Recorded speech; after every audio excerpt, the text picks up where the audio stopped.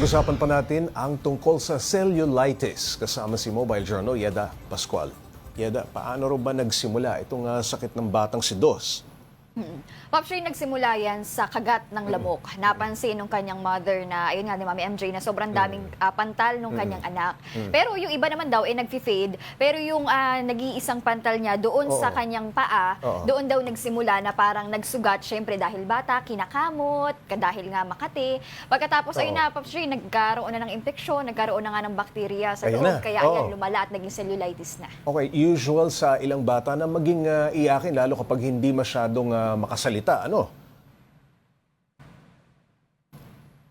Yes, Popstray, talagang yung bata, ang sabi nga sa akin nung kanyang nanay, ang reaction kasi is talagang hindi na makalakad yung bata, talagang nahihirapan. Ang sabi nga nung mother, ma'am, ang infection nga, nagkaroon na rin siya ng kulani doon sa kanyang singit. Ayun yung talagang iniinda, Popstray, nung bata. O kakaiba ba yung iyak, talagang humihiyaw na? Yes, Popstray, talagang kawawa na daw. Kaya ayun, bilang magulang, initial reaction nila, syempre, talagang dinala na nila sa ospital dahil di nila matiis na nakikitang nahihirapan yung kanilang anak. Yeda, kamusta na ngayon si Dos? Actually, ngayon okay na si Dos, naka-recover na. Actually, sabi nga nung kanyang nanay, 2 to 3 days pa lang sa ospital, naging okay naman na yung bata. Pero 7 days silang namalagi doon kasi syempre under observation pa rin. At mayroon pa rin mga lab test na hinihintay. Pero okay na siya, masigla na ulit yung bata. So, sakto lamang ba yung panahon ng pagdala sa kanya sa ospital o medyo nahuli?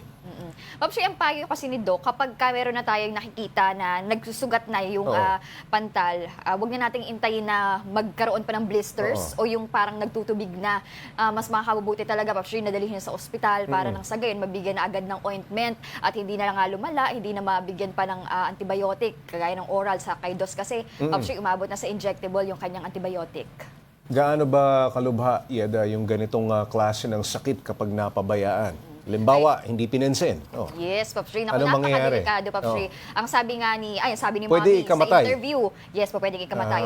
Ang sabi ni Mami sa interview, meron daw mga cases na naiulat na napuputulan ng paa, meron daw na namamatay, pero sabi ni Doc, ang pinakamalala ay septic shock. So, ayan yung severe na sepsis. Yes, Popstray. Ang pagsisimula niya. Pagka napabayaan, kahit hindi lamok, Popstray, kahit yung basta sugat na kinamot ng maduming kamay, ng kuko at napasukan ng bakterya, automatic po pwedeng maging cellulitis yan. Okay, Yeda, paano ba malalaman kung cellulitis na pala ang nasa balat at hindi lang kagat ng lamok, yung ordinaryong kagat ng insekto? Yes. Actually, nabanggit ni Doc kanina sa ating interview yung mga sintomas na makapansin. So, nandyan nga yung pananakit, pagkakaroon ng mga pantal, tapos yung redness, pamamaga, at pagkalat, parang pangangapal, at pagkatapos yung pagkakaroon nga ng blisters o yung parang nagtutubig na. Actually, pagkatingin nga daw, isang tinginan lang daw ng doktor yan, malalaman na cellulitis ayun eh.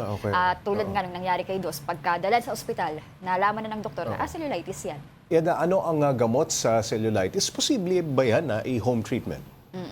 Actually, ayun yung tinanong nila. Kung po pwede ba, iuwi na lang po namin yung bata sa baka mas mura kasi bahay na kung lang. home Oo, kasi treatment. actually 75,000 yung bill nila Running sa hospital, bill. di ba? Yung kanilang binayaran. Pero ang sabi naman is kinakailangan na talaga na magamot yung bata kasi talagang malala na kalat na eh.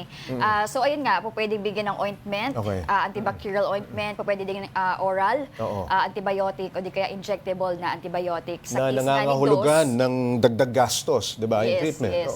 Sa case nga ni Dos Popstray, dahil nga kalat na sa kanyang binti, injectable na Nako, antibiotic yung binigay sa bata. Maraming salamat, Mobile Journal Yeda Pascual.